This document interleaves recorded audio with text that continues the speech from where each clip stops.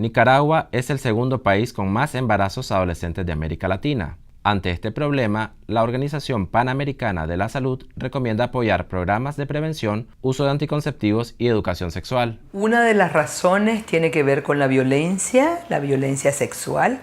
En este país el abuso sexual es una pandemia y hay miles de niñas y adolescentes que han salido embarazadas producto del abuso sexual.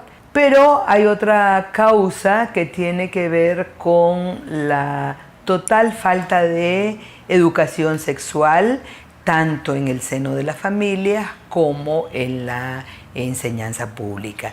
Las niñas, los niños, las y los adolescentes no reciben educación sexual, o al menos no reciben una educación sexual adecuada.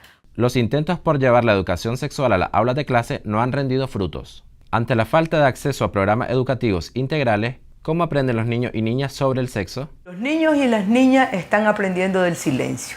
Y el silencio es perverso. Es decir, ¿a qué me estoy refiriendo? Que los niños y las niñas no tienen con quién hablar en sus familias de situaciones como las del abuso sexual o de la exploración de su cuerpo. Jamás se ha planteado que la educación sexual sea, digamos, de una manera arbitraria o antojadiza. No.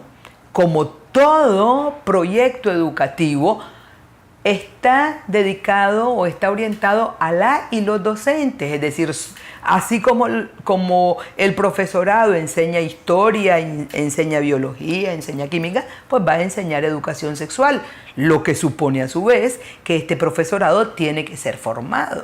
Y como cualquier otra materia, es una materia, como todo conocimiento, es progresivo. Entonces vas a enseñar de acuerdo a la capacidad de comprensión y a las necesidades de los distintos grupos estudiantiles. Desde el 2004, la organización Fe y Alegría implementa un programa de educación integral de la sexualidad. Es un esfuerzo pionero en Nicaragua. Nosotros en este sentido tenemos 5 módulos de educación integral de la sexualidad en la cual hemos formado a 270 docentes para integrarlo en la planificación didáctica. Pues a partir de la implementación del programa de educación integral de la sexualidad, las estudiantes no están saliendo con embarazadas a temprana edad, por lo tanto en nuestros centros educativos, que sí varía de una región a otra, pero es mínimo diciendo una adolescente o 2 adolescentes, pero que sí sentimos de que a partir de la implementación del programa de educación integral de la sexualidad, las adolescentes en este caso tienen mucha más información y entonces eso ha permitido la reducción de los embarazos, ¿verdad? Los 22 colegios de Fe y Alegría educan integralmente en sexualidad a todos sus estudiantes, beneficiando hasta la fecha a más de 60,000 niños, niñas y adolescentes. Esta guía metodológica tiene la particularidad de que se ha venido transversalizando en las asignaturas. No es una clase de educación integral, sino lo que hemos logrado hacer es que es ir formando a los docentes de las diferentes disciplinas, matemática, inglés, física, español, cualquier asignatura, y poderlo trabajar desde la asignatura que va acompañando el docente. Entonces, podemos ver una maestra de educación inicial trabajando un tema del nacimiento de los bebés o las diferencias entre niño y niña, pero podemos ver un profesor de matemática haciendo problemas vinculados a la cantidad de niños que reprueban clase o a la cantidad de niñas que participan más a la hora de la merienda. Entonces, hemos tratado de ir vinculando las diferentes temáticas de educación integral de la sexualidad en actividades que están en las diferentes disciplinas. Llama la atención que al ser Fe y Alegría una institución educativa con orígenes católicos, cristianos, haya apostado por la educación sexual cuando en el país en general ha sido un tema mito, un tema que no se ha incluido en el currículo escolar. Habían varias razones. Una es que en ese periodo el director nacional era el padre Fernando Cardenal, y el padre Fernando siempre fue bien abierto a estos temas. Siempre valoró como una necesidad de que la población más empobrecida tuviera al alcance este tipo de información. La otra razón es que nosotros hacemos educación popular y promoción social y estamos comprometidos a transformar la realidad, y esa es una realidad que estaba afectando nuestro centro. Vamos a estar como Fe y Alegría siempre donde se demanden transformaciones, y esa era una de las que necesitábamos ir acompañando. ¿Qué tipo de materia, qué tipo de conocimientos, digamos, adquieren los niños a lo largo de sus materias? Pues materias que les ayudan para la vida también, es decir, a la par que van formándose en contenidos académicos para graduarse y poder ser competitivos en el mundo laboral o poder optar a carreras técnicas o universitarias. Con la guía, pues lo que nosotros estamos logrando es que puedan tener una autoestima alta, que puedan mejorar sus relaciones, mejorar el ambiente donde están viviendo, aportar a que disminuya la violencia, y eso forma parte de la educación integral de la sexualidad. Claro está que también queremos que los chavalos y las chavalas terminen con proyectos de vida, que aspiren a tener mejores condiciones de vida, que aspiren a tener la cantidad de hijos que ellos quieren y no los que le manda Dios o los que le mandó la vida, pues. Entonces, en este sentido, apostamos a una educación integral que les transforme su realidad. Muchos adolescentes recurren a sus amigos para hablar de sexo porque no tienen confianza en sus padres o maestros. A pesar de que los chavalos y las chavalas sigan teniendo mucho interés, necesidad de saber y hasta de usar sus propios medios para informarse, es que tenemos una negación muy adultista, tanto a nivel educativo, es decir, en nuestro sistema, pues digamos educativo, como a nivel familiar y hasta personal. Algo que, por ejemplo, nos hemos encontrado abordando estos temas con los maestros es de que aun cuando ellos se preparan a nivel discursivo, es decir, ellos lo aprenden teóricamente, si no se sienten personalmente preparados para hablar sobre eso, tienen muchísimas barreras.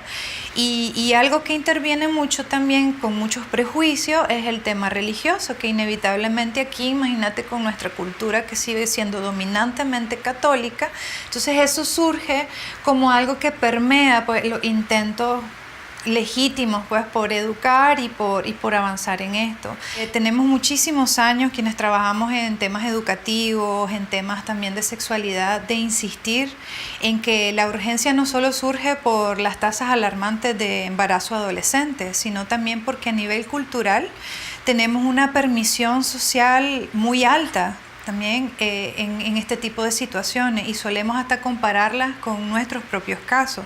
Es decir, muchos padres de familia excusan de alguna manera, digamos, o en sus argumentos justifican de que las adolescentes salen embarazadas porque así también salieron ellas muy jóvenes, ¿no? Entonces estamos hablando de que hasta a nivel generacional es una situación que no ha cambiado significativamente y que entonces nos surge como esta idea de que necesita ser cambiada. Organizaciones que promueven la educación sexual lamentan que el gobierno ha sacrificado el tema, favoreciendo su vínculo con la Iglesia Católica. Si yo puedo decirte, sin temor a equivocarme, este gobierno condenó durante 12 años a la niñez, a la adolescencia y a la juventud al analfabetismo en materia de sexualidad y de reproducción, primero. Y segundo, este gobierno contribuyó a encubrir y naturalizar la violencia sexual y el embarazo y la maternidad forzada. El gobierno de Daniel Ortega intenta normalizar los embarazos adolescentes a través de iniciativas que incluso premian a las madres menores de 16 años. Las casas maternas reducen la muerte materna e infantil, pero no ofrecen acceso a información de calidad ni promueven la prevención. Lo que pasó es que esas casas se llenaron de niñas y adolescentes violadas y embarazadas. Y la única preocupación del Estado, ¿cuál fue?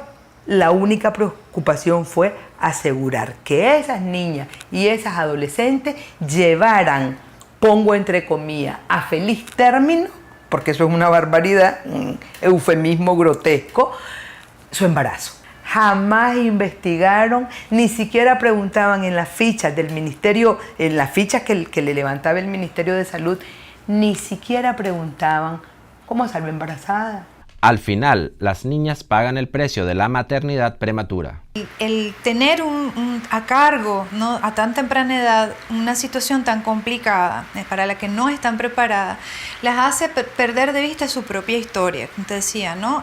Porque se convierte en una manifestación de la violencia que probablemente han vivido durante su vida anteriormente. Entonces, eso le hace, digamos, como un quiebre, ¿no?, en el tiempo, y decir, ahora esto es lo más importante, porque también la sociedad las prepara para que ya nada importe más que el embarazo y la vida del bebé. La educación sexual es materia pendiente en el sistema de educación pública. Al menos los estudiantes de las escuelas de Fe y Alegría seguirán recibiendo una educación integral. Los procesos educativos siempre son a largo plazo, ¿verdad? Y creo que hay muchos aspectos que tienen que ver para que la situación cambie en su totalidad. Pero desde los centros educativos y con un programa claro, donde hay un proceso de intervención en la temática que va transversalizando en las diferentes asignaturas, pues nos ha permitido ir disminuyendo situaciones que se presentaban hace 8 años, por ejemplo, en esa comunidad en particular. Entonces sí logramos ver cambios ahí. Miramos, por ejemplo, el tema del machismo con algunas experiencias que los mismos maestros nos comparten. Los hombres nos dicen, es que ahora yo entiendo, ahora yo trabajo más, aporto más en mi casa, o las mujeres, las maestras mujeres tienen más derechos, participan más, y de esa manera también vamos viendo cómo las estudiantes mujeres han ganado espacios, por ejemplo.